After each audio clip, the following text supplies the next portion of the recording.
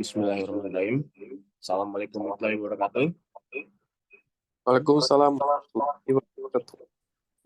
Selamat pagi kepada teman-teman, abang-abang dan kakak yang sudah hadir pada pelatihan online keempat ini. Dan terima kasih juga untuk dapat meluangkan waktunya pada pagi yang bahagia ini.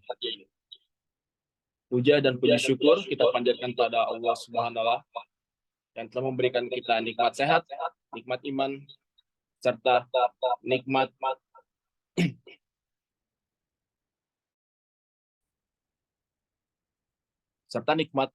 ilmu pengetahuan yang dapat kita rasakan hingga sampai saat ini.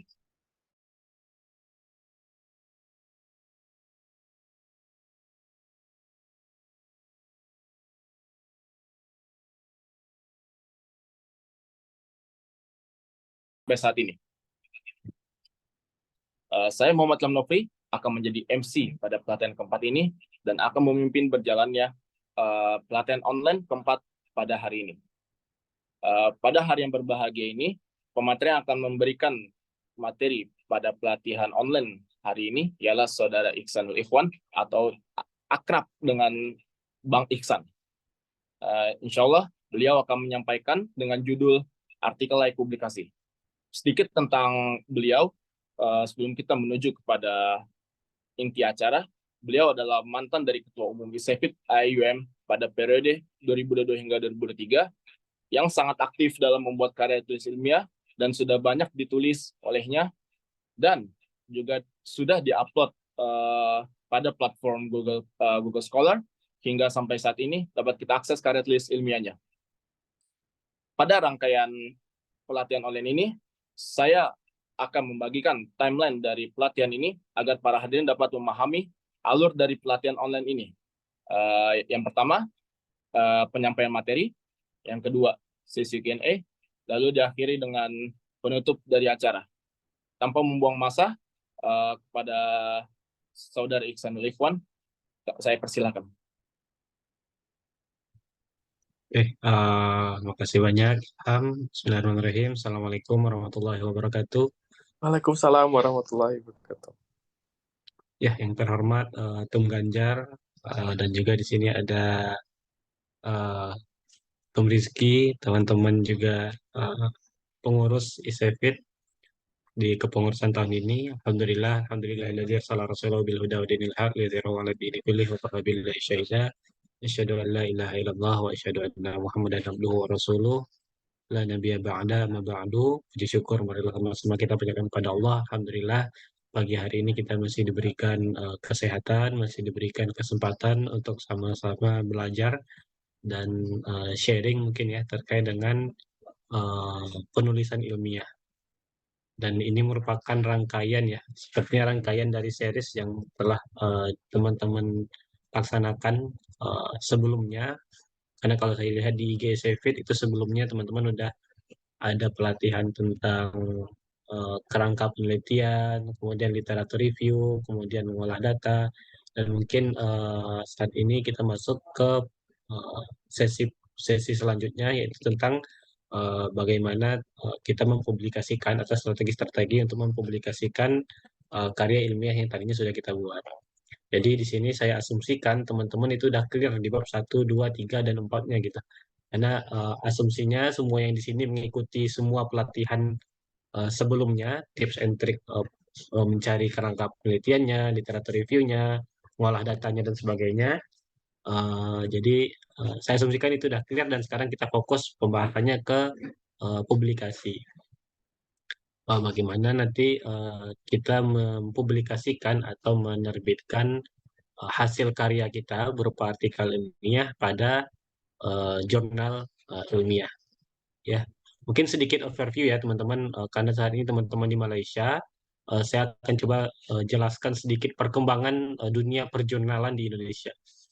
Jadi ini menarik karena beberapa bulan yang lalu, kalau teman-teman mengikuti berita, ada sebuah statement yang kemudian statement ini diturunkan menjadi aturan oleh Bapak Kemendikbud kita, Bapak CEO Gojek, terkait dengan aturan dihapuskannya skripsi. Teman-teman udah dengar ya?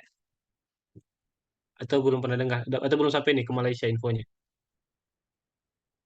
Udah bang, udah Udah ya? dengar bang. Udah, Nah, sudah. Aman, viral, viral. viral ya, viral. Nah, mungkin sebagian menganggap itu ya lewat begitu saja, tapi ternyata ini udah di beberapa kampus sudah langsung mengimplementasikan. Saya kebetulan saat ini juga bantu-bantu ngajar di Taskia dan di rapat kurikulum, di rapat ya dengan dosen-dosen, mereka juga sudah mencoba mengaplikasikan arahan ini gitu. Jadi ini bukan sekedar statement, ini bakal diturunkan jadi aturan dan nanti bakal berimplikasi pada dunia akademisi di Indonesia. Nah, bagaimana dia mengimplikasi ke dunia akademisi di Indonesia? Yang pertama, jadi sebenarnya aturan terbaru Mendikbud ini dia itu kurikulumnya lebih ke OBE, Output Based Orientation. Jadi yang diharapkan dari suatu perkuliahan itu adalah ada outputnya gitu. Implikasinya adalah per semester ini saya ngajar itu udah nggak ada lagi UTS dan UAS di Indonesia. Mungkin ini belum di semua kampus, tapi di tempat saya ngajar di Taskia itu udah nggak ada lagi UTS dan UAS.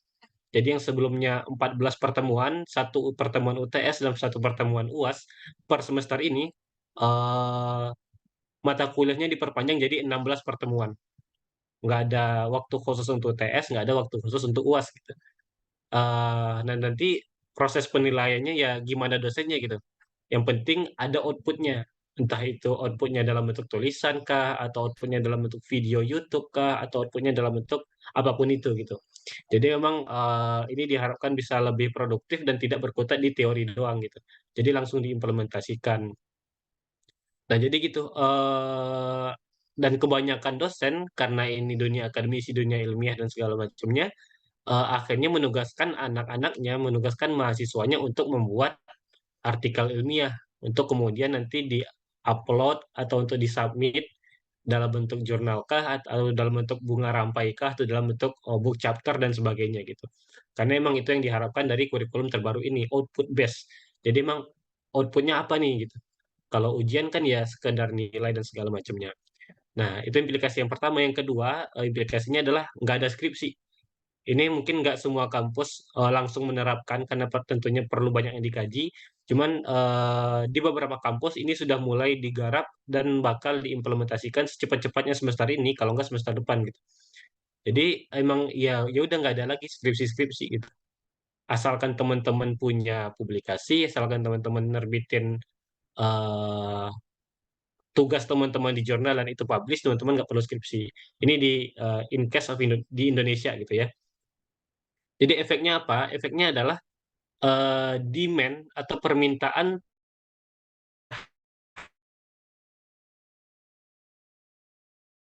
orang untuk publish di jurnal itu tinggi. Ya karena semua orang pengen publish yang sebelumnya dosen untuk kepentingan sertifikasi mereka, untuk kepentingan ini yang pengen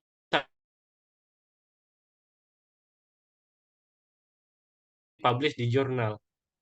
Ya karena bagi mahasiswa ini juga berdampak ke penilaian mereka, ini juga berdampak ke skripsi mereka gitu.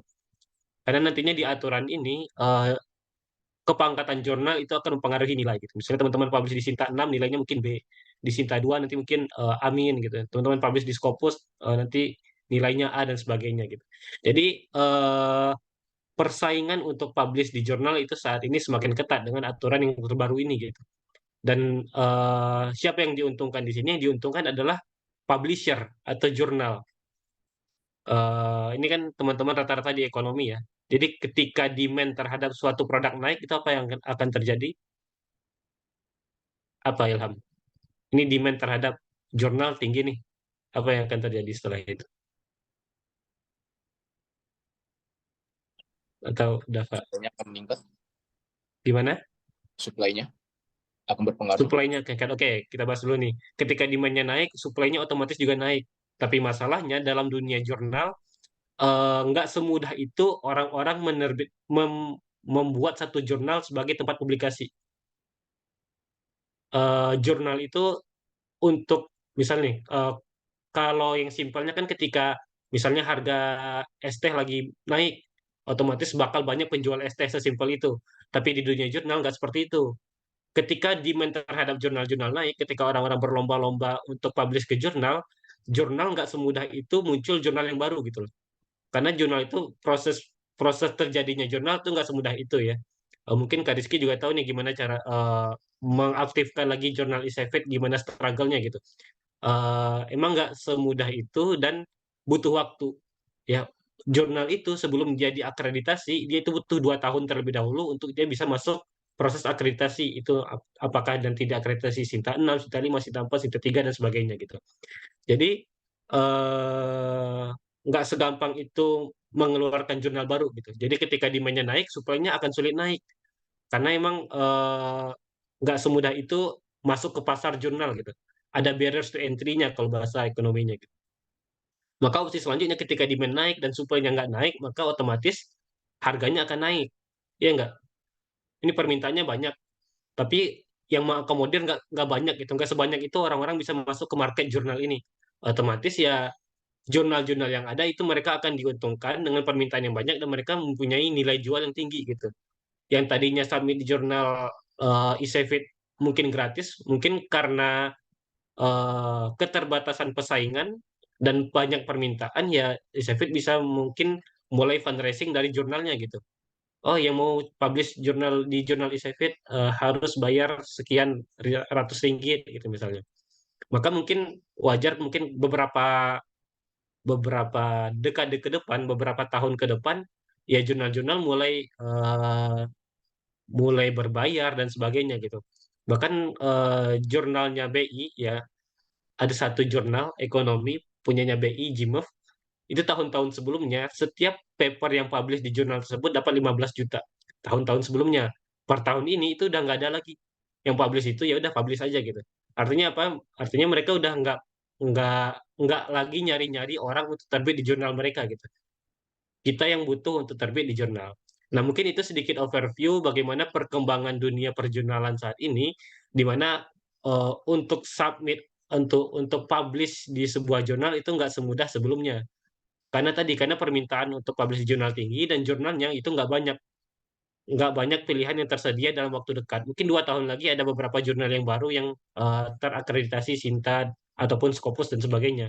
Cuma dalam waktu dekat rasa-rasanya nggak mungkin ada jurnal baru lagi di dalam skop bidang yang sama gitu. Eh, itu tadi sedikit di awal bagaimana perkembangan dunia perjurnalan di Indonesia saat ini itu juga ternyata mempengaruhi nantinya bagaimana sih kualitas paper yang diharapkan dari jurnal tersebut gitu. Karena kalau sebelumnya ini mungkin saya sudah sampaikan saya sempat singgung sebelumnya di sesi Kariski.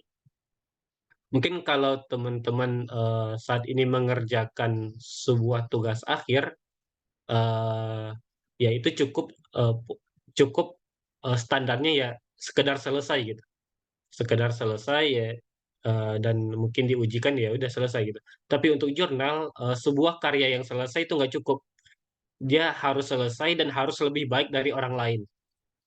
Jadi standarnya sedikit lebih tinggi. Dia nggak cukup sebuah karya ilmiah yang baik, tapi dia harus lebih baik dari orang lain karena kita berkompetisi gitu. Karena di satu jurnal, misal ada jurnal, sebuah jurnal misalnya kita ya anggaplah jurnal Isefit ya, mungkin beberapa saat lagi akan terakreditasi misal gitu. Jurnal Isefit mungkin dia cuma bisa mempublikasikan karya ilmiah itu dalam 1 tahun 2 sampai 3 kali, masing-masing mungkin 5 sampai 10 karya ilmiah gitu. Otomatis slotnya dalam 1 tahun itu ada 30 karya ilmiah misal. Nah, tapi permintaannya mungkin ada 100 orang atau 200 orang yang pengen submit ke jurnalnya Isefit gitu. Otomatis yang dipilih hanya 30 teratas gitu. 30 eh, karya ilmiah dengan predikat yang terbaik gitu.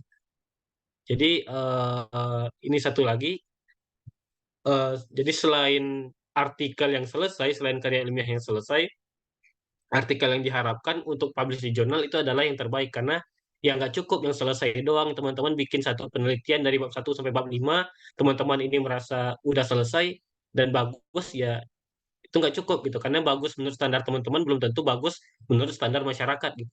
Bisa jadi teman-teman merasa udah bagus, tapi ketika dibandingkan dengan paper-paper yang lain ya kualitas kita ternyata nggak sebagus itu gitu.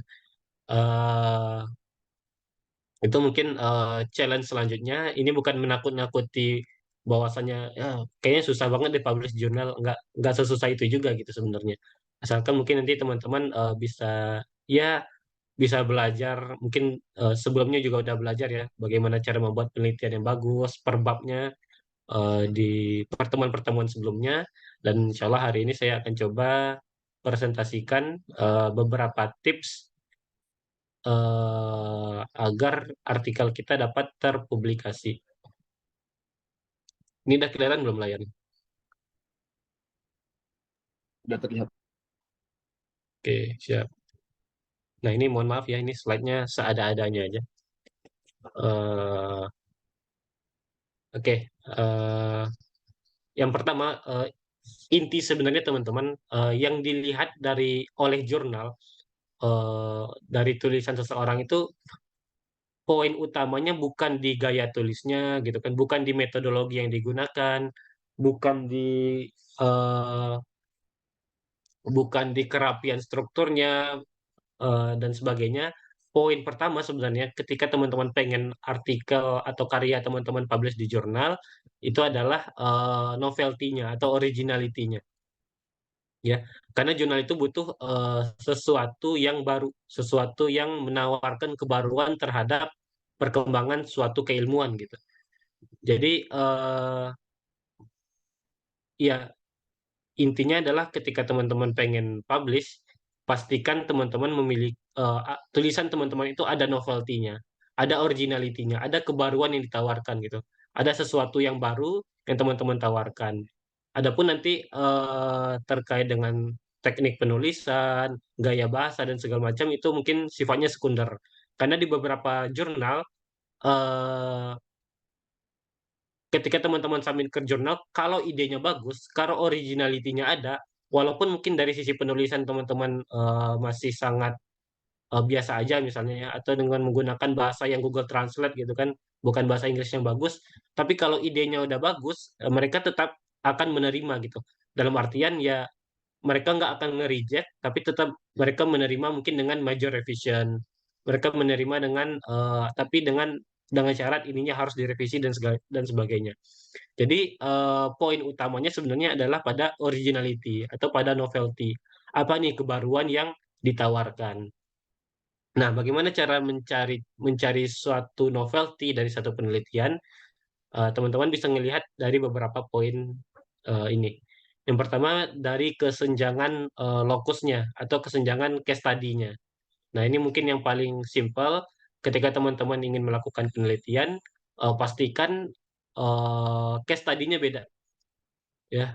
Misalnya intention dalam menggunakan produk halal di antara mahasiswa IUM gitu.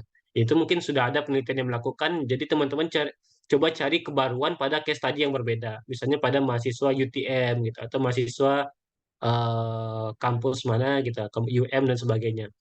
Jadi untuk menemukan novelty, pertama kita bisa cari di case study yang berbeda. Ya misalnya menganalisis performa industri perbankan di Indonesia. Oh udah banyak ternyata. Ya udah saya ganti menganalisis performa industri perbankan di Malaysia. Oh ternyata udah sangat banyak juga. Ya udah kita cari ke case study yang lain, misalnya di Maroko gitu atau di Aljazair, di Hawaii segala macam yang mungkin case study-nya belum pernah dibahas oleh orang lain atau para peneliti yang lain. Itu yang paling simpelnya. Jadi teman-teman cukup duplikasi jurnal yang ada, tapi terapkan pada case study yang berbeda. Sehingga teman-teman menawarkan novelty dari sisi case study-nya atau dari sisi lokusnya. Nah, yang kedua kita bisa dari kesenjangan literatur. Kesenjangan literatur ini lebih ke salah nih. Harusnya yang kedua itu kesenjangan data dan waktu. Ya, Eh, ini juga bisa menjadi originality ya ketika kita mungkin menduplikasi penelitian yang sama tapi dengan menggunakan observation periodnya yang berbeda gitu. Ya periode penelitiannya kita update dengan menggunakan tahun terbaru, itu juga sudah bisa disebut dengan sebagai sebuah originalitas atau kebaruan yang teman-teman bisa tawarkan di artikel. Nah, selanjutnya ada kesenjangan metodologi. Nah, ini mungkin sedikit lebih expert, di mana teman-teman mencoba menganalisis topik yang sama dengan menggunakan metodologi yang lebih advance gitu misalnya. Dan ini mungkin teman-teman perlu menguasai berbagai metode terlebih dahulu gitu. Jadi sebenarnya dengan topik yang sama kita bisa mengirim dua jurnal asalkan kita bisa menggunakan metode yang berbeda. Misal, saya saat ini sedang submit jurnal di GMOF, jurnal Scopusnya Bank Indonesia. Itu 2 tahun berturut-turut, alhamdulillah satu udah publish dan satu lagi sedang proses review. Dua-duanya ini membahas topik yang sama, yaitu efisiensi perbankan. Cuman novelty yang ditawarkan ya yang satu menggunakan metode ini, yang satu metode ini gitu. Jadi sebenarnya poin penelitiannya sama, sama-sama membahas evaluasi performa perbankan, tapi yang membedakan adalah metodologi dan itu diterima gitu dalam oleh jurnal yang bahkan statusnya Scopus gitu. Jadi kesenjangan metodologi ini juga cukup powerful untuk sebagai novelty atau originality yang bisa ditawarkan. Dan terakhir ada novelty dari posisi konseptual. Nah, ini mungkin untuk teman-teman yang saat ini S3 atau disertasi, eh, ya kita menawarkan teori yang baru gitu kan. Teori emang yang belum ada sebelumnya. Jadi kebaruannya dari sisi konsepnya, konsep yang baru. Nah, atau ada juga sebuah apa ya, sebuah teori yang sudah eh, cukup umum, yaitu adalah konsep CCTV, di mana teman-teman bisa mencari kebaruannya dari sisi Cheng, kontroversi, trend, dan very emergence. Maksudnya Cheng adalah ketika terjadi perubahan-perubahan, maka ini bisa menjadi kebaruan yang ditawarkan dalam suatu artikel ilmiah. Misal, tadi ya, misal pada saat COVID-19 kemarin, itu semua penelitian yang bahas yang di judulnya ada COVID-19 itu level of acceptance-nya tinggi, ya, tingkat penerimanya tinggi. Karena emang penelitian tentang COVID-19 belum ada sebelumnya, karena COVID-nya emang belum ada sebelumnya gitu. Jadi ketika ada suatu perubahan, kita sebagai akademisi harapannya bisa merespon itu dengan cepat gitu. Sebelum nanti perubahan tadi menjadi suatu hal yang udah bukan perubahan lagi atau hal yang biasa gitu. Jadi contohnya tadi pada saat COVID, ya pada saat itu mungkin semua penelitian entah itu bagus ataupun ngasal segala dan sebagainya, asalkan di judulnya ada kata-kata COVID-19 itu tingkat penerimanya sangat tinggi gitu. Jadi itu yang pertama bisa dari change, yang kedua dari kontroversi. Nah ini juga menarik ketika kita membahas suatu hal yang tidak biasa gitu.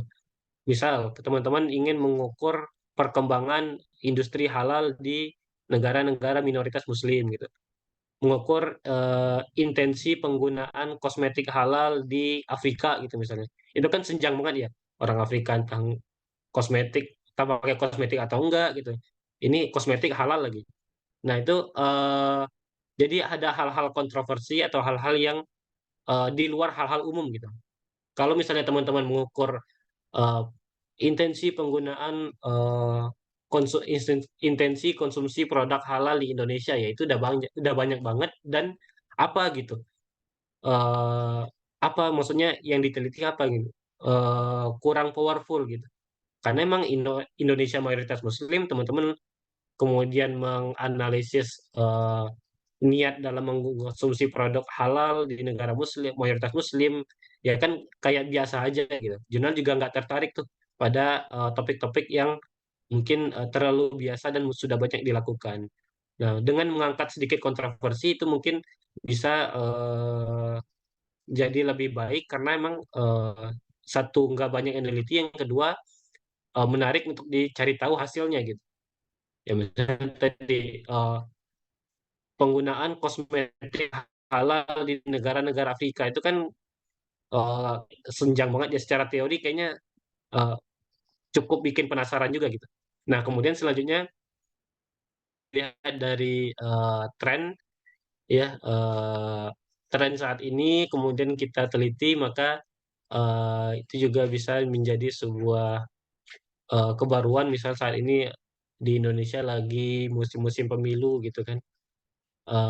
Maka penelitian-penelitian terkait dengan politik itu menjadi hal yang menarik. Kemudian very emergence, suatu kondisi ketika penelitian teman-teman itu sangat dibutuhkan. Misal penelitian tentang obat untuk COVID itu kan very emergence gitu. Pada saat COVID, penelitian yang membahas tentang mungkin bagaimana cara survei pada saat COVID, bagaimana vaksin halal enggaknya segala macam, eh, itu juga menjadi suatu kebaruan yang menarik gitu. Atau saat ini di ruang lingkup kita gitu, di ekonomi di Indonesia itu baru muncul aturan undang UU P2SA, penguatan apa ya, sektor keuangan kalau nggak salah. Ini juga undang-undangnya baru, dan dia butuh banyak apa ya, butuh banyak literatur untuk memperkuat penerapannya gitu. Maka ketika teman-teman melakukan penelitian dengan membahas misalnya undang-undang yang baru keluar ini, otomatis tingkat penerimaannya juga sangat tinggi, gitu ya. Nah, itu tadi sedikit tips bagaimana kita cara mencari mencari novelty atau originality dari suatu penelitian. Nah, selanjutnya terkait dengan publish strategi. Gimana sih cara kita strategi-strategi dalam mempublikasikan artikel ilmiah? Anggaplah teman-teman udah mengerjakan satu artikel yang bagus gitu misalnya ya, dan selesai gitu, dan teman-teman akan mempublikasi penelitian teman-teman tersebut. Nah, ada beberapa strategi yang bisa diterapkan. Ini kalau nggak salah dapat dari materi sharingnya Pak Mabobi Ali, ya senior kita semua. Saat ini di BI-nya Brunei ya, Bank Nasional Brunei. Nah, yang pertama adalah pastikan ide atau tulisan kita itu mengikuti proper writing structure. Eh, jadi ya kita harus memastikan bahwasanya eh, artikel yang kita buat itu mengikuti struktur yang sudah tepat gitu. Nah, bagaimana struktur yang paling umum? Nah, jadi yang paling umum digunakan yang wajib ada, yang jadi rukunnya di jurnal itu atau minimum requirement-nya, ada ini nih, IMRAT, Introduction, Method, Result, and Discussion. Ini diikutin biar bagus sedang singkatannya. Jadi at least teman-teman punya introduction yang menghandle what the issue gitu, atau what is the problem we want to tackle. Jadi di introduction part kita emang mengidentifikasi permasalahan penelitian yang akan dilakukan, kemudian metode yang akan membahas how you address it, bagaimana kita menjawab permasalahan tersebut, karena tidak semua metode bisa digunakan di semua penelitian gitu. Misalnya teman-teman saat ini menguasai satu metode gitu, misalnya apa ya, regresi linear berganda misal. Ya nggak semua penelitian bisa ditekel dengan regresi linear berganda gitu. Penelitian dengan yang mengukur intensi, mengukur persepsi masyarakat itu nggak bisa ditekel dengan menggunakan regresi linear gitu. Karena dia datanya bukan data yang eh, kuantitatif gitu, datanya berupa hasil wawancara yang sifatnya kualitatif. Jadi tidak semua metode bisa digunakan di semua penelitian, atau mungkin analoginya untuk mengupas mangga ya kita menggunakan pisau gitu. Gak mungkin kita menggunakan gelas atau menggunakan gayung gitu. Jadi gelas, gayung tadi itu tools, itu metode. Tujuan kita kan tadi misalnya pengen ngupas mangga, maka tools yang tepat adalah pisau. Nah, ketika kita ingin meng-tackle isu yang lain, ya kita butuh metode yang lain. Maka itulah pentingnya kita mungkin menguasai beberapa metodologi penelitian agar lebih banyak isu yang bisa kita tackle dengan banyaknya metode yang kita eh, miliki, kita kuasai gitu ya. Selanjutnya result ini membahas what do you find, and discussion and what does it mean gitu. Mungkin beberapa jurnal itu punya struktur yang berbeda-beda, nanti di bab 2-nya ada literatur review lah gitu. Atau nanti di bagian setelah discussion ada conclusion and recommendation dan sebagainya. Tapi at least teman-teman bisa memastikan 4 hal ini ya eh, bisa ditulis dengan baik gitu ya. What the issue, how you address it, what do you find, and what does it mean? Atau IMRAT. Nah, ketika teman-teman sudah bisa memastikan 4 hal ini ada dalam jurnal teman-teman, eh, maka kita bisa next ke selanjutnya adalah target suitable journal.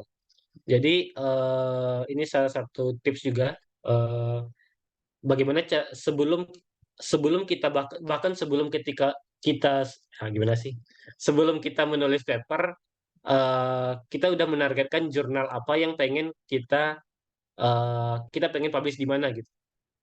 Misal teman-teman pengen publish di jurnal Scopus, ya otomatis kita mencari tahu terlebih dahulu tentang jurnal tersebut sebelum kita nulis artikelnya, agar nanti artikel yang kita tulis bisa menyesuaikan requirement-nya, bisa menyesuaikan stylenya gitu.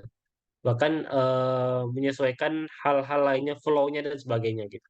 Jadi salah satu tips selanjutnya adalah kita tahu dulu karakteristik jurnal yang akan kita targetkan sebelum kita menulis papernya, agar nanti paper yang kita tulis itu bisa menyesuaikan dengan jurnal yang kita inginkan. Salah satu implikasinya ketika teman-teman pengen nulis dan terbit di jurnal Scopus, otomatis nanti ketika dalam penulisan, referensi yang teman-teman gunakan itu nggak boleh lebih rendah dari Sinta 2. Maka jurnal-jurnal Sinta 3, Sinta 4, Sinta 5, tesis, skripsi itu nggak bisa digunakan sebagai referensi. Kalau teman-teman menargetkan teman-teman bisa publish di Scopus. Karena Scopus punya kriteria minimum seperti itu. Bahkan di beberapa Scopus yang levelnya lebih tinggi, itu mereka nggak boleh ngerujuk yang bukan Scopus, harus sesama Scopus. Karena mereka sangat mementingkan kualitas artikel gitu. Jadi itu mungkin pentingnya kita menargetkan jurnalnya terlebih dahulu agar kita bisa ngukur nih, kira-kira nanti penulisan kita bakal seperti apa. Mungkin kalau teman-teman menargetkan yang lebih rendah, di Sinta 2, Sinta 3, Sinta 4, ya mungkin teman-teman masih bisa menggunakan semua referensi yang ada. Bahkan mungkin tesis masih diperbolehkan. Walaupun skripsi kayaknya udah nggak boleh ya untuk jadikan referensi di jurnal. Tapi ya ketika teman-teman ingin menulis di jurnal dengan status yang lebih tinggi ya mereka juga ekspektasinya tinggi. Dan kita harus menyesuaikan itu agar bisa diterima untuk publish di situ. Jadi dan kita juga bisa menjadikan jurnal-jurnal yang sudah publish di situ sebagai benchmark atau sebagai target. Misal dari sisi hasil penelitian mereka pengennya seperti apa sih gitu. Oh ternyata di Scopus itu mereka mewajibkan ada yang namanya robustness test gitu. Jadi selain hasil analisis kita butuh apa ya robustness test ya. Butuh satu analisis lagi yang menunjukkan bahwasanya hasil kita itu valid gitu. Atau validitas dan sebagainya gitu. Beda dengan mungkin jurnal-jurnal yang sifatnya lebih rendah secara akreditasi mereka nggak terlalu strict ke hal-hal tersebut. Yang penting teman-teman ada kebaruannya cukup gitu. Jadi itu kenapa kita penting untuk menargetkan terlebih dahulu sebelum kita menulis. Atau mungkin teman-teman yang menulis orientasinya bukan publish di jurnal gitu. Teman-teman yang nulis buat lomba gitu ya, misalnya ada lomba atau call for paper dan sebagainya. Nah, itu juga masing-masing punya karakteristik yang berbeda-beda. Ketika teman-teman nulis untuk call for paper yang diadakan Bank Indonesia, misalnya Bank Indonesia cabang mana gitu ya Bank Indonesia, tapi outputnya bukan jurnal, outputnya adalah ya sekedar call for paper untuk presentasi, itu yang mereka harapkan sebenarnya adalah rekomendasi kebijakan. Jadi nggak perlu terlalu strict di metodologi, terlalu strict di previous study, asalkan rekomendasi yang teman-teman tawarkan bagus ya itu bisa jadi teman-teman papernya terpilih atau teman-teman papernya juara gitu. Jadi beberapa call for paper atau beberapa lomba yang diadakan oleh instansi pemerintah seperti OJK, Bank Indonesia dan sebagainya itu justru yang mereka harapkan bukan suatu tulisan yang seilmiah itu gitu. Yang penting rekomendasinya bagus karena mereka emang membuka lomba, membuka call for paper itu tujuannya adalah untuk menggait rekomendasi dari akademisi. Nah, itu yang perlu kita ketahui terlebih dahulu, bagaimana style platform untuk kita mempublikasikan artikel ilmiah kita. Ya, kalau target kita Scopus, maka standar yang harus kita penuhi adalah standar Scopus gitu. Atau ketika kita targetnya, ya udah artikel saya ini saya nggak usah publish dulu, saya pengen masukin ke lomba gitu misalnya. Ya otomatis bakal ada perubahan-perubahan karena isu yang di tackle, prioritas yang dinilai itu beda gitu ya. Nah, selanjutnya understand journal expectation. Nah, ini juga penting bagi kita untuk mengetahui gimana sih ekspektasi jurnal itu terhadap tulisan kita gitu. Apa sih yang mereka ekspektasikan dari tulisan kita. Nah, eh, untuk ini mungkin saya coba share yang lain.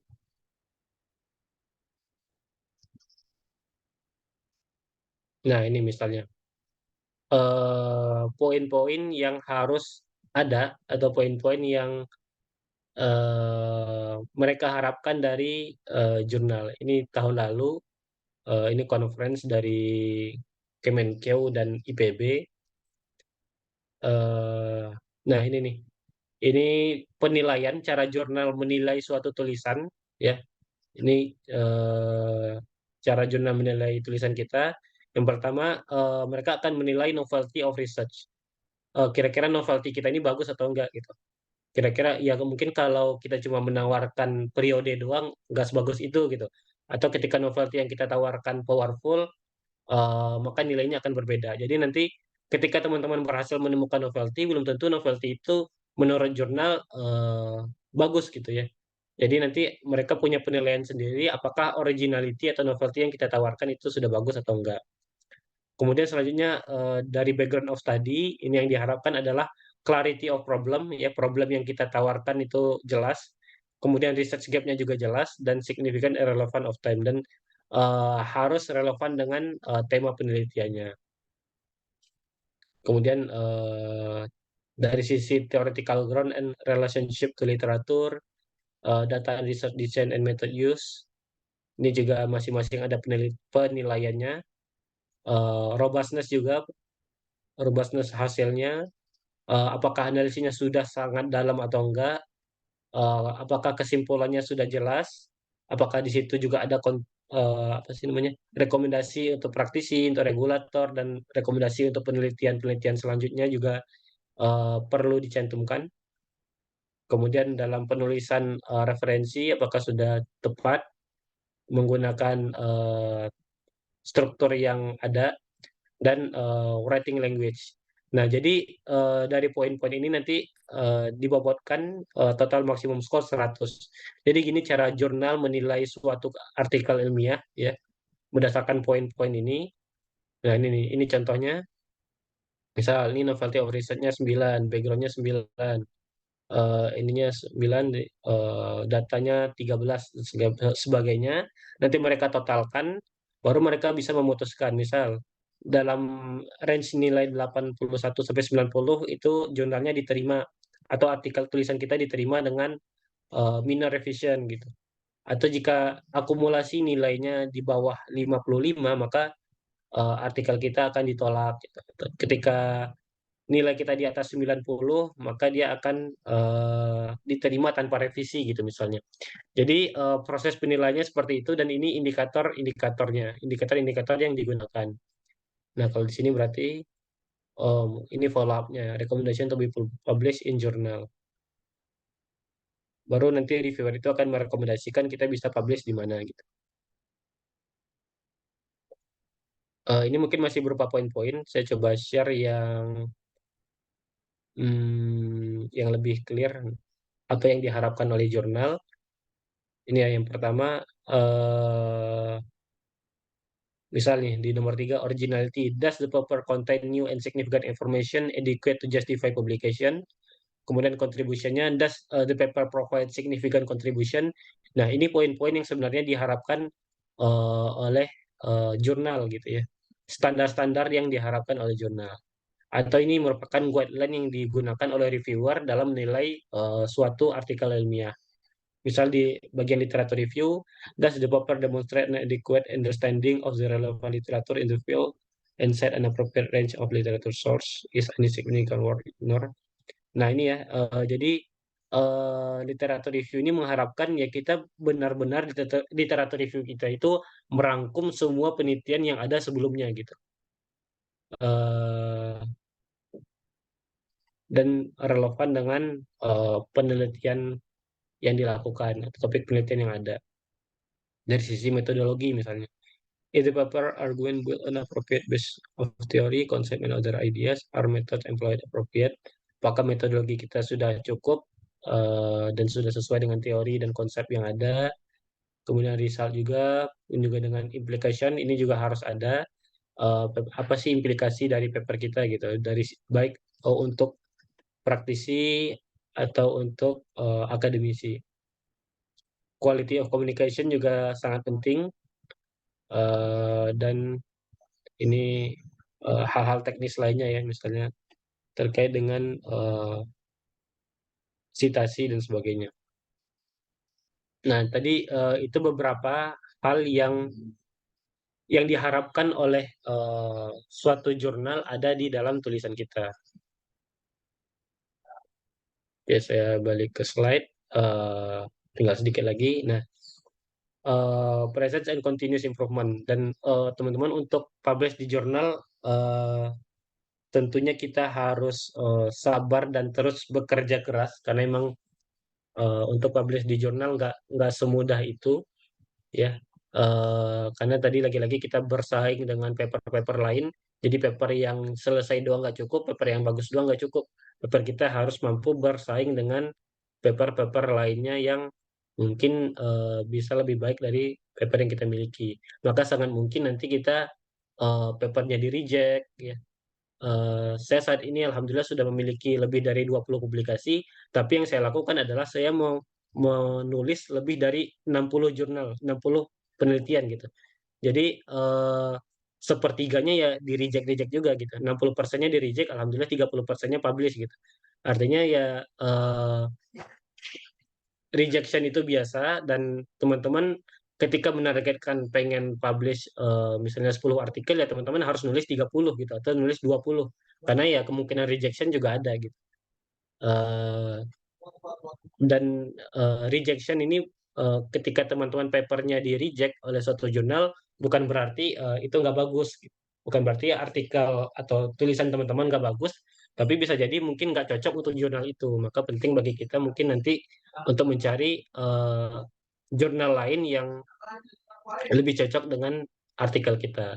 Dan dari dan bagusnya di jurnal ini, ketika teman-teman coba submit ke jurnal, mereka akan memberikan feedback. Nah, itu yang mungkin diharapkan bisa meningkatkan kualitas penulisan kita, karena karena kita bisa belajar banyak dari feedback-feedback yang diberikan. Jadi semakin banyak teman-teman mencoba, maka akan semakin banyak ilmu-ilmu baru yang teman-teman dapatkan dari para expertise gitu. Karena yang mereview paper kita kan ya at least PhD lah, at least PhD dan orang yang pakar di bidang tersebut gitu. Jadi kita bisa justru dari rejection dari penolakan yang ada, kita bisa belajar banyak untuk kemudian meningkatkan kualitas penulisan kita. Ya udah jam 11 di Indonesia, berarti sudah segenap 1 jam. Mungkin saya kembalikan lagi ke moderator, kita lanjutkan ke sesi diskusi aja.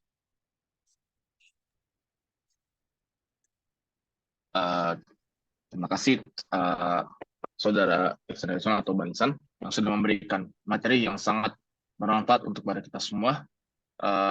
Insya Allah pada sesi saat ini kami akan membuka sesi diskusi tanya jawab.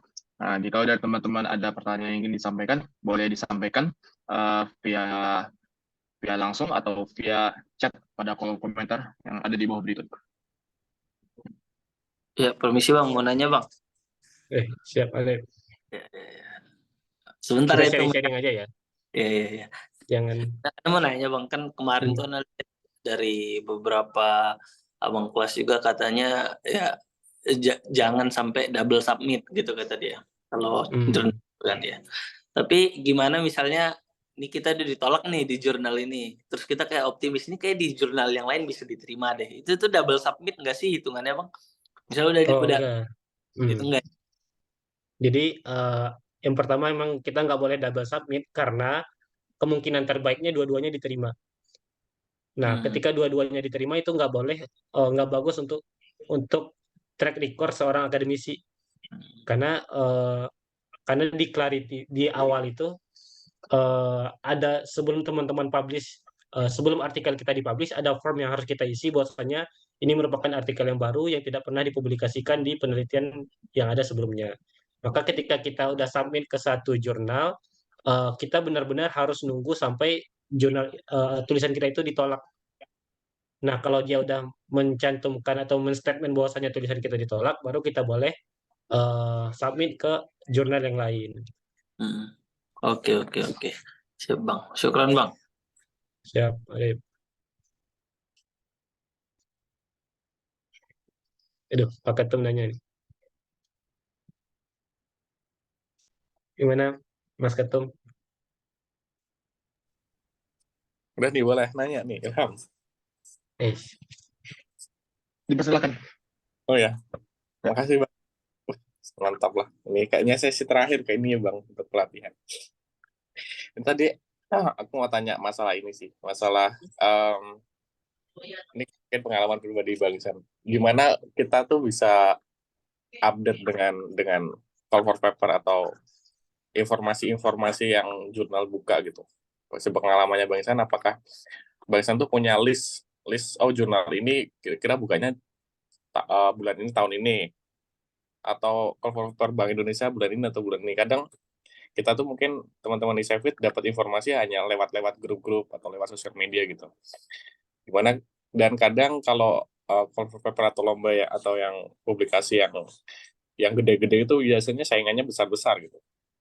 Dan kita biasanya kayak mungkin teman-teman juga nyari yang kira-kira jurnal ini sesuai nih sama kemampuan kita gitu.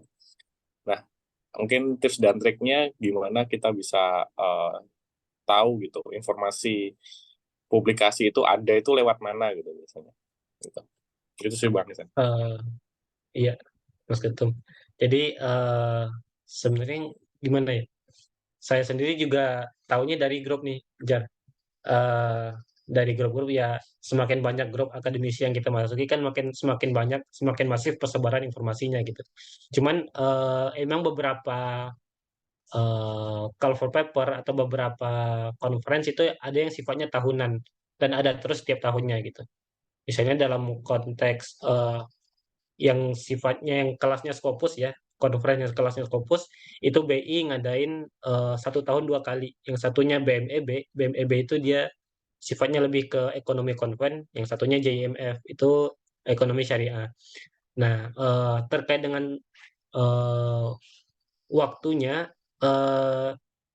itu yang seringnya ya dari pengalaman selama ini seringnya itu di peralihan antara semester 1 ke 2 di Indonesia. Nah, biasanya masifnya di situ karena emang dosen lagi kosong dan mereka mengharapkan banyak target ininya di situ gitu. Untuk yang apa ya? Yang ada tahunan ya kayak kalau call for paper OJK itu pasti ada tahunan, ada karisma OJK. Cuma memang tanggalnya beda-beda terus, kadang di awal tahun, kadang di pertengahan. Cuman biasanya semua call for paper atau conference itu posisinya di awal sampai pertengahan tahun. Informasinya tersebar di awal sampai pertengahan tahun, walaupun ada beberapa yang di akhir tahun, tapi itu biasanya pelaksanaan konferensinya doang. Tapi informasinya itu udah tersebar dari awal tahun, dan paling masifnya itu di pertengahan tahun, di periode-periode pergantian semester. Karena mereka tahu di situ mungkin dosen-dosen dan akademisi lainnya lagi libur atau lagi nggak banyak kerjaan. Nah, kemudian untuk tips bagaimana cara kita menyesuaikan kemampuan kita. Nah, salah satu privilege teman-teman ini teman-teman eh, walaupun yang S2 juga ya MPG itu kan masih bisa ikut kalau lomba masih bisa ikut kategori mahasiswa. Nah, mungkin bisa dimulai dari situ dulu nih. Eh, ikut lomba-lomba atau call for paper yang kategorinya mahasiswa. Kalau conference kan emang sifatnya untuk umum ya. Tapi kalau teman-teman menargetkan ke lomba atau conference, coba ikuti dulu yang mahasiswa, mumpung teman-teman mahasiswa dan privilege ini masih bisa dimanfaatkan gitu. eh Apa lagi ya? Dan ya bisa bisa diukur dengan cara mencari tahu info terkait jurnalnya. Karena emang kalau BI saingannya sedunia ya, karena orang-orang emang berlomba-lomba nyari tempat publish yang gratis gitu. Dan BI menyediakan itu gitu. Apalagi dalam skop ekonomi dan ekonomi Islam. Bahkan yang BMEB itu ngasih 5 juta kalau kita publish. GMOF tahun lalu ngasih 15 juta. Itu kan emang nggak ada ya kayaknya di dunia selain BI yang ngasih duit untuk publish di Scopus gitu. Di jurnal-jurnal lain malah ketika kita pengen publish ke Scopus ya kita yang bayar sekian belas juta, sekian puluh juta gitu. Jadi emang saingannya lebih luas eh, dan kemungkinan diterimanya lebih kecil. Tapi kita bisa mulai dari jurnal-jurnal dari conference-conference yang diadakan kampus. Nah, itu biasanya eh, lebih eh, lebih santai dan kalau kita bisa milih itu publikasinya juga bagus gitu. Karena ada kampus-kampus kayak UII itu kan ada Sinta 2-nya gitu ya. Atau UGM itu juga punya jurnal ekonomi yang Scopusnya tapi nggak banyak orang tahu gitu. Jadi emang kita perlu nyari tahu dulu conference-nya itu output-nya apa. Ada beberapa yang output-nya mungkin jurnal Sinta 2, Sinta 3. Semakin rendah output-nya maka semakin persaingannya mungkin bisa semakin mudah gitu. Dan semakin tinggi eh, tadi ya misalnya peringkat publikasinya ya saingannya akan semakin banyak gitu aja mas ya agak tuh saya juga nggak tahu nih saya juga dapat infonya dari grup-grup Iya, siap, siap, siap. Aman. kata share-share deh kalau ada. Ada lagi yang ingin bertanya? Silakan, Mas Rizky. Assalamualaikum Bang Ihsan, izin Waalaikumsalam. Pak Guru. Iya Pak Haji. Mungkin ingin bertanya ke pengalaman kali ya, pengalaman dan lebih bukan mungkin menyangkut etik sedikit gitu ya Bang. Misal kita dalam sebuah penelitian gitu, yang memang misalkan yang si A-nya ini sudah nulis banyak gitu. Dan mereka kan misalkan suka bilang kalau misalkan mostly tugas-tugas kuliah ya, yang emang sayang gitu untuk kita diamkan gitu aja kan kalau nggak kita coba try di conference atau try di jurnal gitu kan. Memang sering kali kan tugas itu kan ya ngerjainnya kan masing-masing, obviously lah ya. Ketika kita tahu banyak tentang hal ini gitu ya, kita ada di lingkungan akademik di sini gitu ya. Kan ada niatan kita collab aja gitu. Saya namain perspektif saya pakai tugas yang base-nya kamu kerjakan gitu. Atau nanti tugasnya yang saya kerjakan, kamu tambahin dia dari perspektif lain yang memang kamu menguasai cabang ilmu lain gitu. Untuk disubmit jurnal bareng-bareng. Nah, untuk hal seperti itu kira-kira menurut Bang Isan tuh oke kah, lazim kah, atau kayak gimana Bang? Apa misalkan ya at least ya yang menambahkan di tugas utama yang punya tugas itu ya di nama kedua atau gimana? Atau misalkan apa pendapat Bang Isan tentang hal-hal kayak gitu? Nah, terus yang kedua tentang productivity rate lah. Kita susah lah ngikutin Bang Isan yang seminggu tuh bisa beberapa paper gitu.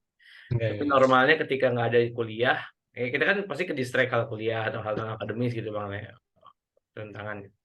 Tapi kira-kira productivity rate yang normal tuh kira-kira gimana Bang? Kalau misalkan terkedepannya kita setelah lulus nih mau jadi akademisi atau mau jadi researcher kayak Abang itu gimana kira-kira productivity rate yang emang buat diri sendiri ya, bukan buat kerjaan kantor ya, itu kan beda hal ya. Yang untuk mengupgrade diri Abang misalkan Abang sebagai dosen kan pasti ada requirement berapa riset gitu kan publikasi. Nah, itu kira-kira productivity rate yang Abang jalani itu gimana gitu. Gua target itu sebulan sekali sih. Dimulai dari tahap apa-apa gitu kira-kira gimana Bang? Boleh cerita nggak, Bang? Berat-berat juga pertanyaannya Ki. Bisa ngeri. Yang pertama terkait etika ya. Eh, saya sendiri emang masih belum ideal dan masih belajar juga dan masih mungkin masih terlalu muda lah untuk jawab-jawab gitu kan Ki. Maksudnya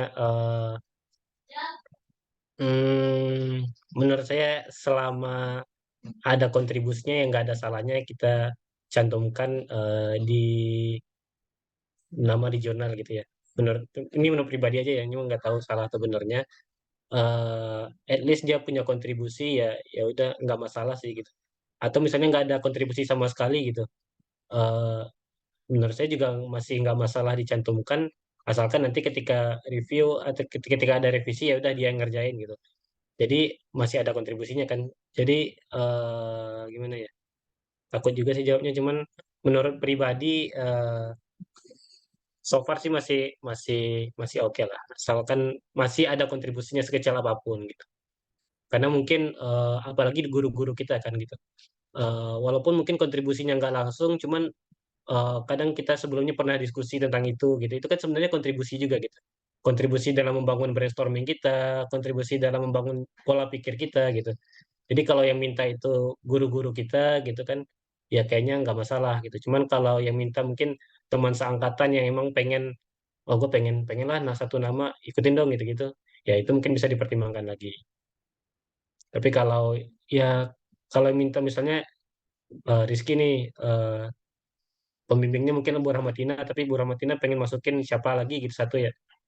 Ya mungkin selama itu masih dosen kita gitu kan dan membangun cara kita berpikir di kelas, ya itu menurut saya juga masih kontribusi gitu. Karena memang ya penghargaan kayak yang lebih itu aja sih sebenarnya. Saya mungkin pertanyaan pertama, yang kedua terkait dengan productivity. Nah, ini gimana kayak sebenarnya kalau standar dosen itu kalau kita ngikutin standar di Indonesia ya, dosen itu sebenarnya cuma punya kewajiban publish satu semester satu kali. Publish ya tapi untuk publish itu kan kita nggak bisa memastikan nih. Walaupun kita targetkan satu semester publish satu jurnal, ya kalau kita nggak nulis, kalau kita cuma nulis satu doang dan itu di reject ya habis dong kemungkinan itu gitu. Jadi mungkin kalau mengikuti standar dosen di Indonesia ya kita coba tulis 2 sampai 3 jurnal per semester per 6 bulan. Nanti harapannya dari 2 atau 3 itu bisa publish satu gitu. Karena emang kemungkinan rejection itu ada dan mungkin kemungkinan rejectionnya lebih tinggi gitu ya. Setelah mungkin fenomena terbaru ini gitu. Apalagi kita dikit. Cara abang memulai gitu kayak nemuin topik dulu atau gimana atau cari target dulu atau gimana kalau abang bilangnya Ini atau personal ya. Kalau saya pribadi ya. yang abang kuasai dulu dari fokus yang pas. eh Kalau saya pribadi dari metode dulu. Mungkin ini eh, kurang ini juga ya untuk ditiru, tapi ketika kita bisa menguasai metode tertentu, maka enak nih. Jadi ketika kita nemu data gitu kan, oh ini kayaknya bisa diolah deh gitu. Atau ketika kita nemu fenomena baru, oh ini kayaknya bisa nih pakai metode ini gitu. Jadi menurut saya, kalau saya pribadi emang mulainya dari metode dulu. Saya menguasai metode ini, tools yang saya kuasai ini, nanti ini bisa diterapkan ke apa gitu. Walaupun memang idealnya kita, kalau ideal ya ngomongin ideal, kita mulai dari permasalahan dulu. Apa nih yang pengen kita tackle gitu kan. Oh saya pengen berkontribusi di sini segala macam. Cuman ya jadi lama dan belum tentu researchable juga gitu kan. Belum tentu ada novelty-nya juga. Jadi PR-nya jadi jauh lebih panjang. Sedangkan bagi orang-orang yang mengedepankan kuantitas atau pace, maksudnya kecepatannya, ya mulai dari metode dulu, kemudian masuk ke ketersediaan apakah datanya ada atau enggak dan sebagainya. Kalau saya pribadi seperti itu, walaupun mungkin lebih tepatnya ya kita mulai dari research problem dulu gitu. Tahu permasalahannya dulu sehingga bisa jadi suatu tulisan yang ideal.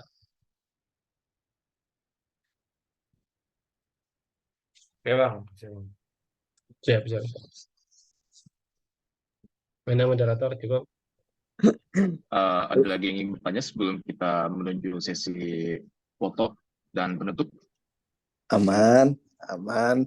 Aman. Oke. Aman. Kalau tidak ada, maka saya sebagai moderator akan menutup acara ini dengan Alhamdulillahirabbil alamin. Terima kasih Bang Iksan yang sudah dapat hadir pada sesi hari ini dan telah memberikan materi-materi yang bermanfaat untuk pada teman-teman ISEFIT pada periode tahun ini. Sebelum saya tutup, dimohon teman-teman untuk on cam karena kita akan mengadakan sesi foto bersama.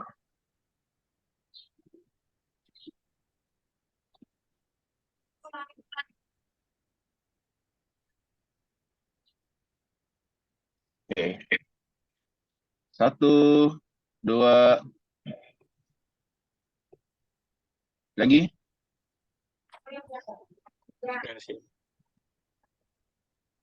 One more. Oke, terima kasih. Dengan ini saya akan tutup pelatihan online di Cevit pada hari ini. Semoga ilmu-ilmu yang telah disampaikan oleh pada pemateri sebelumnya dapat kita amalkan dan dapat kita aplikasikan kepada kehidupan kita yang akan datang. Amin ya rabbal alamin. Demikian, saya Muhammad Nofri, pamit mohon undur diri. Jika ada kekurangan, mohon dimaafkan karena yang kurang itu hanya datang dari diri saya sendiri dan kesempurnaan itu hanya ada berada pada Allah Subhanahu wa taala. Sekian, assalamualaikum warahmatullahi wabarakatuh. Waalaikumsalam warahmatullahi wabarakatuh. Oke, makasih Bang Isan. Makasih juga Jazakallahu khair, Bang Ihsan. Terima kasih semuanya. Nofri, thank you so much. Thank you. Sepuh. Mohon maaf banyak asalnya. Aman, Iya. Bang. Ilham rekornya di mana? Di cloud atau di komputer? Udah di cloud. Ya, sip.